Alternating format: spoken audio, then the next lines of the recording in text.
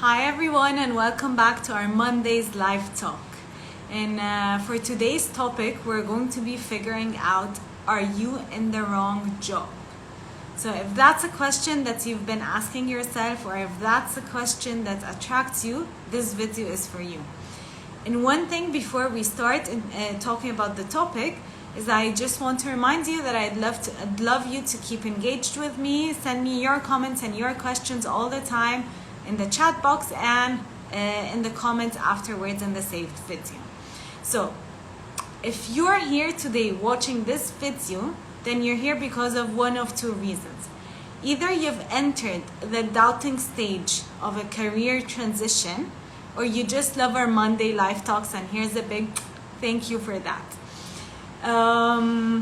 So if you have entered the doubting stage of being in the wrong job or not, being in the right career or not, there are 4 reasons why you would enter that phase. The first one, this is the phase that you're very disengaged at work. This is the phase where you're actually questioning, are you really in the happiest and most purposeful career that you wish you're in or not? Okay, so what are the reasons? The first one, there's a mismatch between your talents and the tasks required from you. So maybe you have some skills or some talents that are not exactly what is being required for you. And the task that is being required from you actually needs you to continuously acquire new skills. And maybe there are skills that no matter how much you're trying or no matter how much you're practicing or learning, you still cannot develop it enough to be performing or be productive in the best way. So the second reason why you would enter the doubting stage is that you're physically drained, because you're trying so hard to keep up with a place that you're not or naturally supposed to be in. You're physically drained, you're always tired, you're always stressed, you're always unenergetic. And one thing to be cautious of is that today we're not talking about being stressed at work or being pressured at work, because that was last week's topic. And if that's what you're feeling, I'd actually encourage you to go back to last week's IGTV and check out what we were saying about stress. But today we're talking more about if you're in the wrong job or not. So what's the third reason that you would be in the doubt stage? That's you cannot be in yourself in the place of your work. You cannot be performing or honoring your own personal values in that culture, in that job, with this team, or in this industry, for example. Lastly, but not least, the fourth reason why you would enter this doubt stage is because what you are doing, you don't see that it's impactful. You don't feel that it actually makes a difference. You don't feel that it does matter or it is needed in any way. So if one of those factors are present where you are working, you would probably enter your doubt stage. Okay, so the question here is, what are the red flags in terms of behaviors that I would be seeing or hearing, or emotions that I would be feeling, in order to see and to reflect and to go back and evaluate whether I'm in the doubt stage or not. One very important thing to notice here is that we're talking about the red flags, because the more we ignore the red flags, the more they increase. Just like in relationships, the more we actually try the very beginning stage and the honeymoon stage and deny all those things and say, yes, I can live with that, yes, I can do that, and proceed on with the relationship, the more you see how disastrous it becomes after marriage. It's exactly the same with your career. The more red flags you ignore, the more intense they become, and probably the worse you are feeling in your job, and the more stuck you would feel along the years.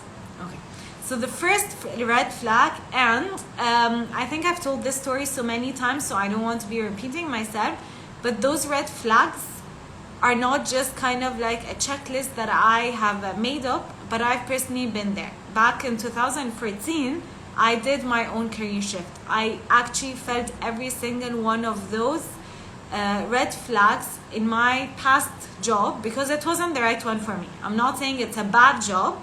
For others, it is the right job for them, but it wasn't for me. I felt every single one of those red flags. I wish I had that checklist so that I know for sure that whatever I was feeling was valid. So that I knew for sure that I was really in the bad place. What was happening for me is that I would see all those red flags and then I was continuously in doubt. Everyone around me was very surprised with my move, not very supporting to what I was doing, and kind of like felt that why am I complaining when I have a good job? Why am I complaining when I'm actually being productive and performing and my manager is happy with my results? Why am I actually leaving when I'm not sure what is the next step for me? But if I had this checklist, I would even know for sure more and more and more that I was on the right track, that I was really in the wrong place for me. Thankfully, I did trust my intuition. Thankfully, I was getting so many messages from God and from the world and from everyone around me to tell me this exact message, that I had to take the jump or the leap of faith into what's next, that I had to be taking the move to follow my passion and my purpose and what am I really here for in this world. Thankfully, so many years after that, 6 years today, this is the best decision that probably I've taken in my life. Has the road been smooth and pink all the time? Of course not. There are ups and downs. There are costs for those moves, all of that. But was it worth it? 100%, if not more. So let's go back to the red flags that I want you to be catching today before tomorrow. Because the sooner you act on those red flags, the sooner you are saving yourself, your career, and your life. The sooner you are saving your well-being, okay? So the first one is that if you're continuously at work wishing you were somewhere else, wishing you were having the janitor's job, wishing that you could be doing anything else but what you're actually doing.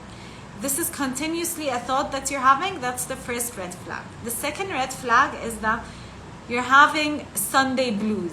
And I'm saying Sundays here for the Middle East, but it's Monday blues for Europe and America and everywhere else.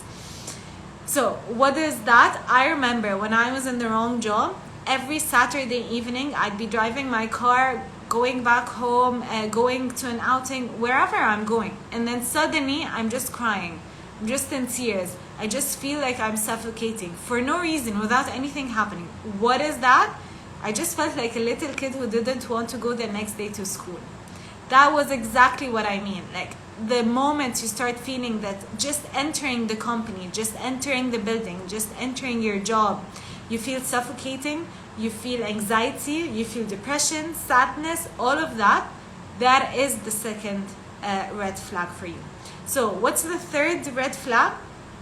If your lunch break is no longer about nutrition or nurturing yourself or actually eating, but it's more kind of like an escape from whatever you're doing.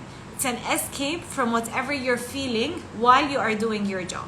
So if that's the case, it's becoming an escape rather than I'm taking a break because I want to re-energize, I want to eat because I'm hungry and then I'm going back to my work. That's your third flag. So what's the fourth flag? It's when you're becoming extra sensitive and extra emotional at work.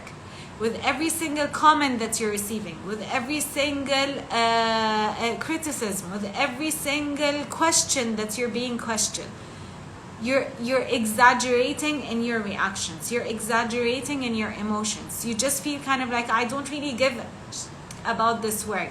I don't really care about this job. I don't really care about this company. Why am I here? If that's a feeling, whether you're expressing it out loud or inside of you, that is a red flag. So what's the next red flag? It's if you can't imagine someone else loving your job. So sometimes we're in this team and we look at our colleagues left or right and we see them very passionate about what they're doing. They're really putting all their energy, all their focus, all their efforts in this, and they're actually seemingly enjoying it, doing it with ease and all of that. And you're sitting right there questioning yourself, oh my God, I really can't understand how that person might be loving this kind of job. If that is you, then you're not in the right place. The other red flag that I want you to also consider is if you're continuously feeling unfulfilled, if you're continuously feeling uninspired. I remember back then when I was in the wrong job that I wouldn't be ambitious at all to become in my manager's seat. I wouldn't be ambitious at all to become the CFO of this company or any other company, just like being in that field. If you don't have those aspirations, those ambitions, you're not fulfilled, you're not inspired by anyone or anything you're doing in this job, that's a big red flag. The next one would be you don't want to be talking about work the moment you're out of work. Unless, of course, you're bad-mouthing work or complaining or screaming or venting out everything in a negative way. But if you're not doing that and anyone asks you the moment you get out of work, how was your day? How was your work? How did your KPIs go this round? And you're like, okay, good, because you want to end the conversation and just like find another topic to be talking about, then that's another sign. If you're not passionately talking about what you're doing, if you're not willing to express and be proud or question and take advice from someone about those challenges, then this is a question mark. This is a red flag. The eighth red flag is that you have a very, very low level of care for the job. And the level of care doesn't necessarily have to look like you're not performing or you're not completing your goals, but at least you're doing the bare minimum. At least you are doing what you've been told, but you're not taking initiatives. You're not coming up with proactive ideas or decisions or things to be doing at the same time. So what's the ninth red flag? It's if you're wondering about quitting and how life would look like after quitting.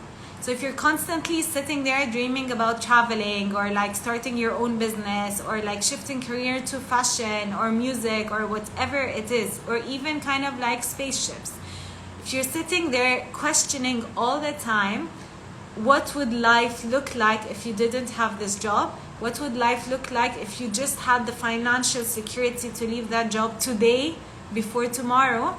Then that's a big red flag.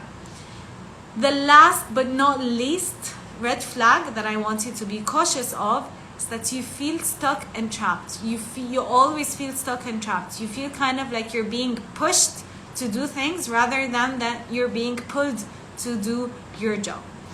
So what we've talked about today were the red flags to realize that you're in the wrong place. I haven't talked to you at all yet about, okay, so what do I do if I'm in the wrong place? That's going to be in an upcoming episode, inshallah. And very, very soon, I'm going to be announcing about a webinar specifically for people thinking of career transition. But the purpose of today's talk is for you to evaluate, to pause, and to realize, are you in the right place initially or are you in the wrong place? Hope that was useful. Use that checklist and be honest with yourself. And you know why we sometimes try to blind ourselves from those red flags? It's because of fear. We're fearing that we're not up to the change.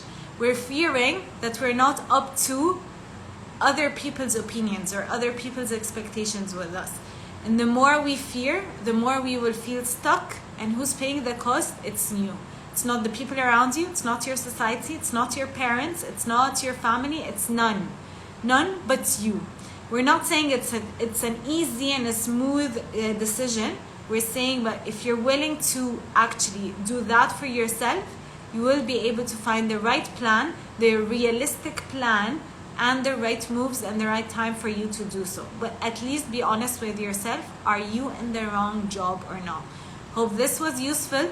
Let me hear your comments at the IGTV whenever it's saved.